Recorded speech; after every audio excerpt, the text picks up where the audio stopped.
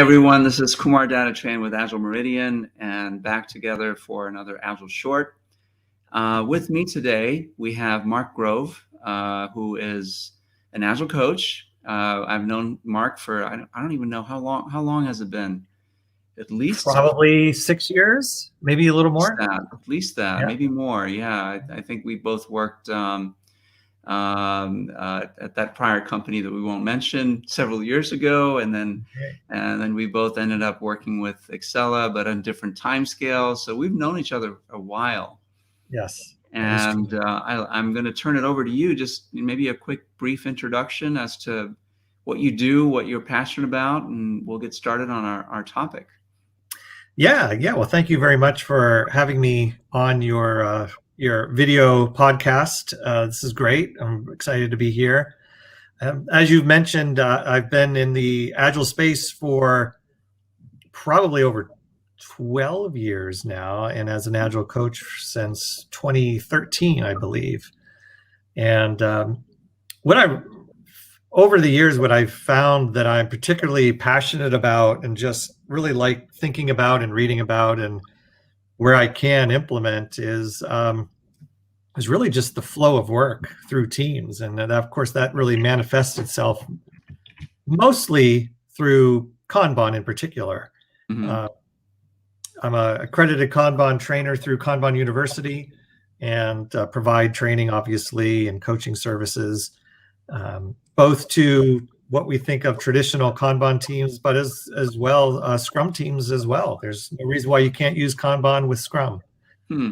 So in many ways, that's kind of what we're talking about today. And yeah, I guess it lends itself to that topic, right? So improving Scrum teams through the visualization of work. And I know I didn't get the title exactly right, but what does that mean?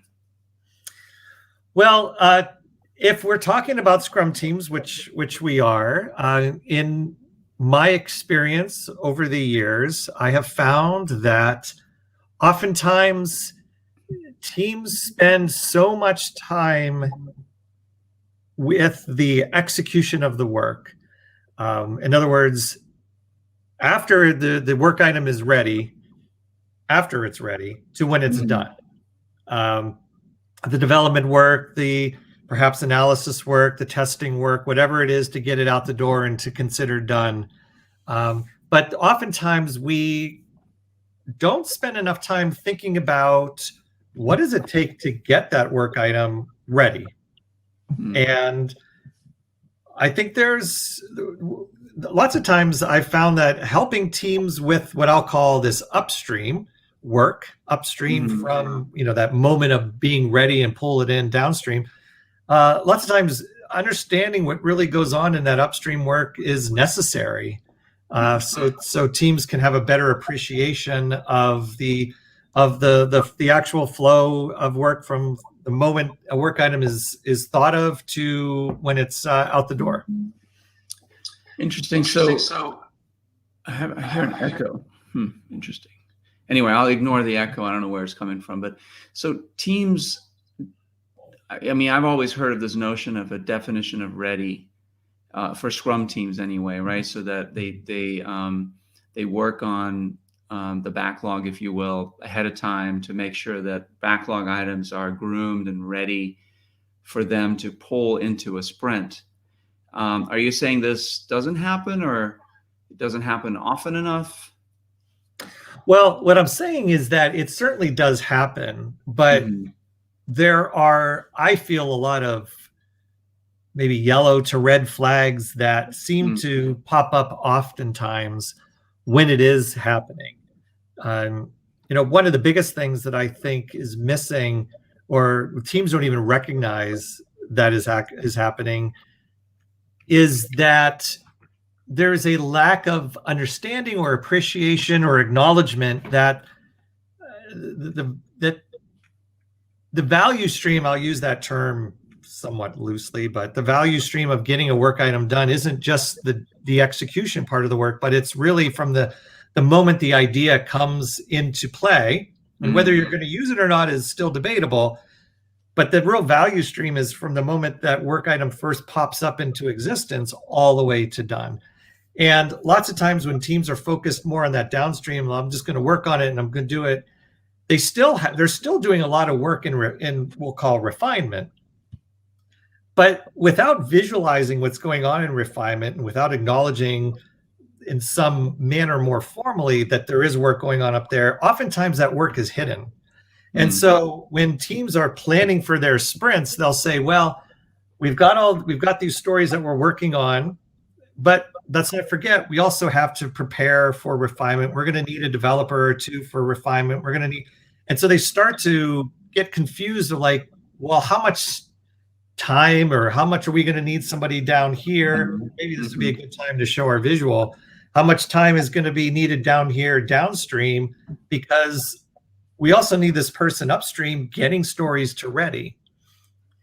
And so that makes a lot of sense. Yeah. So you're really saying that, sort of Kanbanize your Scrum, your sprint. Right? I think so. Yeah. Sure. We can say that. And this is a graphic that I created, very simple, but if we think of that double line there as our definition of ready, in other words, everything to the left of that is, and whatever the steps are, but these are all the things that we need to do as we march this item down to the right, if you will. All the things that we need to do to get the story to ready, making sure that we all understand what it is, maybe even acknowledging the possibility that it's not needed. We're making our way towards that DOR, that definition of ready, that double line that you see there. And then when it hits there, we say, okay, pretty much, moving it to the next thing, which is ready for sprint planning.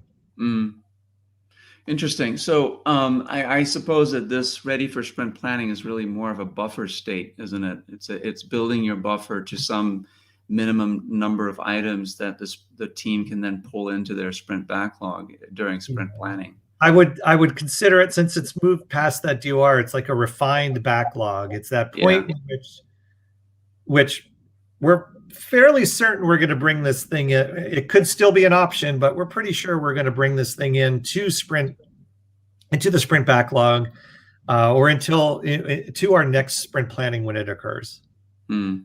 Yeah. So when you've seen this work, can you tell us about some of the benefits? Yeah, absolutely. I think first and foremost, when teams recognize that they can visualize this upstream portion of their work, some of them are shocked, like, oh, we can visualize that too. We don't have to visualize what I'm now calling the downstream work, which is typically the Scrum work.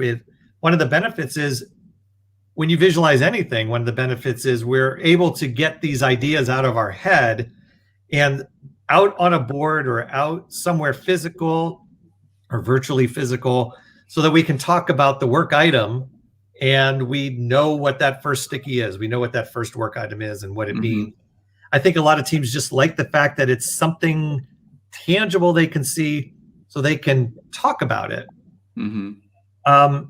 Obviously, another big benefit is it helps them define how to get to that state of ready. One of the Kanban practices is making policies explicit. If a team takes the time to actually think about what are these steps that we need to take to get it to ready, it kind of hopefully takes away some of that ambiguity, some of that unknown. What are these? Each column means something specific. These are the things that we need to do, we're agreeing upon before we can move it to the next, before the next column. So I think those are two real big things. And then downstream, I think some of the benefits are, because there's less ambiguity, there's more certainty around the item. I've worked with lots of teams, I'm sure you have too, where you find that they're refining the stories in the sprint. Yeah. That's a big symptom of probably not knowing, not more than probably, they don't know what this thing is. So there's less of that occurring. Maybe there's less of getting all your stories done at the very end of the sprint because they refined it better. They're able to get it done faster. Right. And, I think those are some really big, there's like 3 or 4, but really big benefits to kind of visualizing this more. So I can certainly see the benefits of visualizing the work in any context. And certainly this seems to be a really valuable exercise in not only visualizing the work during the sprint, but also visualizing the work that leads up to the sprint, because there is work there and it's just sort of hidden. Yes, it It's is. not always top of mind. It's oh, we just got this backlog, and a lot of the refinement, like as you mentioned, happens either during sprint planning or it happens during the actual sprint where they're refining the work that they're working on. Yeah. A lot of teams do have refinement sessions. How does that help or negate the need for this, or does it? It doesn't negate the need. They obviously they can still have a refinement session, but I would bring this board with you into refinement.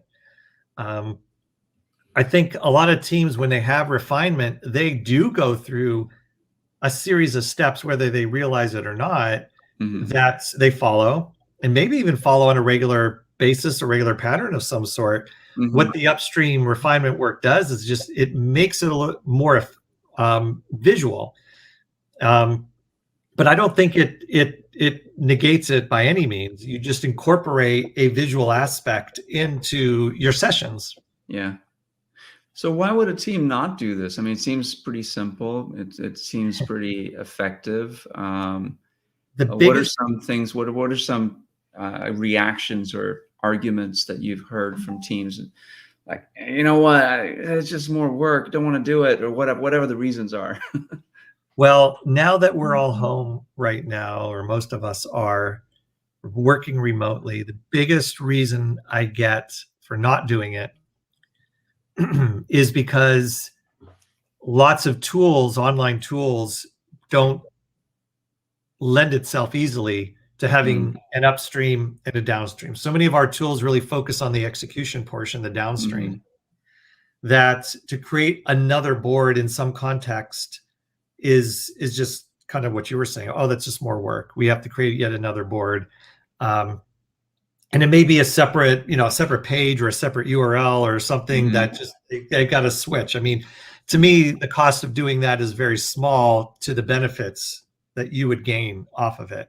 If we were physically located, I would build that left portion, that upstream portion, right next to their physical Scrum board.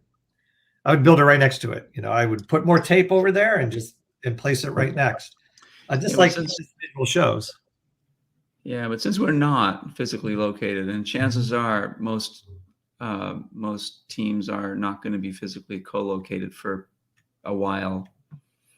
Maybe never all physically I mean, I don't want to say never, but right, sure. it seems like, the new way of working is one where people are remote. They're working from wherever they are and they're collaborating online.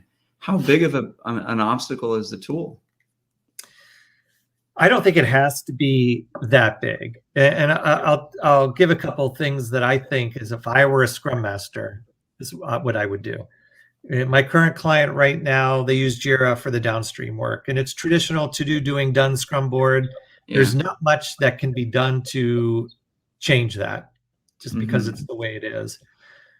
There are teams that are interested in upstream, and I had one team in particular that went full bore into it, and they created their upstream board in Mural.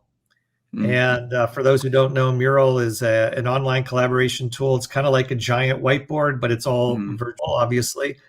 But they would physically have to go to two separate screens, and they would have their stand up, and they would do their downstream first. But within the same 15-minute stand up, they would then show the upstream Mural board. And those were user stories that were eventually going to be used downstream. And if you don't have Mural, I mean, you could use PowerPoint, just build something. I mean, I don't think the cost of switching between tools is minimal, in my opinion, over the benefits that you're going to gain from something like this. Yeah, absolutely. And I know that Mural and Miro also have,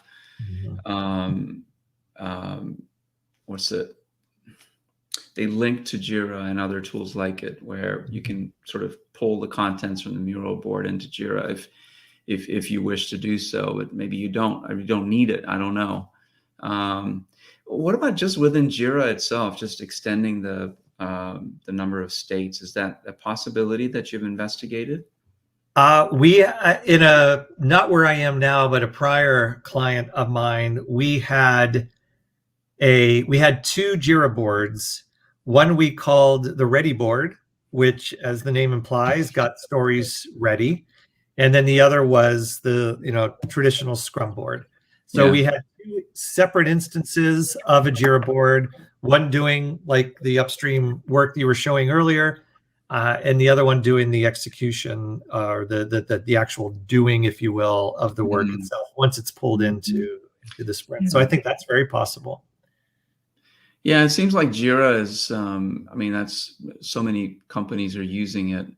I'm just going to throw this out there. Maybe there's a better option, in terms of tooling for this type of stuff. I've been working with a tool called Favro. It's more commonly used in Europe, but it seems so flexible to make work visible and make work visible in ways that, how you might structure a whiteboard in your team space. All it takes is draw some lines and put your stickies out and you're done, right? So Favro seems to honor that design paradigm to make it very flexible and still be able to connect the work items to larger pieces of work and pieces of value. Not advocating for tools here. It's just the tool space is also evolving, especially since this pandemic is, sort of upended how we all work. Miro has gotten much more flexible. Mural, tools like Favro are out there. And so if that is an option, what would you say to that? Oh, if you have the ability to explore other tools, then by all means go for it. Each has its pluses and minuses. I think some have more minuses than pluses for this type of thing. But there are definitely tools that cater to the ability to create, many columns, put policies out there, enforce things through WIP limits if that's what you want to do and should do. I think there are a lot of options. Yeah. So this all sounds really good and seems really great. I mean, the flexibility of the way you're describing it is really, forget the tool, just use whatever you have at your disposal to make visible this work that is, for most teams, remains hidden until it gets in the sprint and they're like, oh my God, we got to refine this. We haven't quite done enough. So I really appreciate what you're saying. It's something very similar to things that I've done, but the difference is you're applying it to Scrum teams, where I specifically was doing it with Kanban teams or Scrumban teams that were open to that type of process, right? Because they understood that the work in Kanban dependent on visibility of the entire value stream of work, where Scrum teams may be more resistant. So the fact that you're doing that with Scrum teams is great. You're exposing them to other tools and other techniques. I think I asked you this question already. I suppose the resistance goes away once they see this work, right?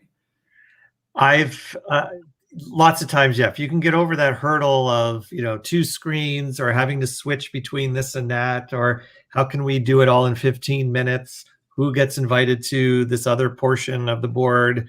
I mean, it should be everyone. I feel, I feel that the cost of doing it is so minimal to the benefits gained. Yeah. And another thing too that people ask me oftentimes is that upstream refinement board, we'll just call it that, does that have to be on a Scrum cadence as well? And I think the answer is no, it doesn't. You don't have to follow. There's nothing saying that has to follow a 2-week cadence, right, or whatever your sprint length is.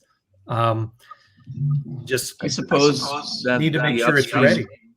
Yeah, I suppose that the upstream team, though, their charter would be to ensure that there are enough items in the ready for sprint planning, sort of that ready queue, for the team to pick up. I mean, if their average, again, I'm talking Kanban here, but if their average throughput is, X amount of stories a sprint, and you have half that many ready for sprint planning, then you might be in trouble. And so that's an added impetus to the folks that are sort of shepherding this work, upstream work, to refine more, right? Get more things ready in the queue so that the sprint planning will be successful.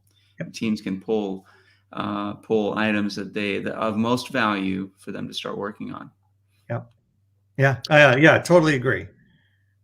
And it's sort of, have you seen where Scrum teams then eventually just sort of become more Kanban-y and abandon Scrum, or or has that not happened yet? I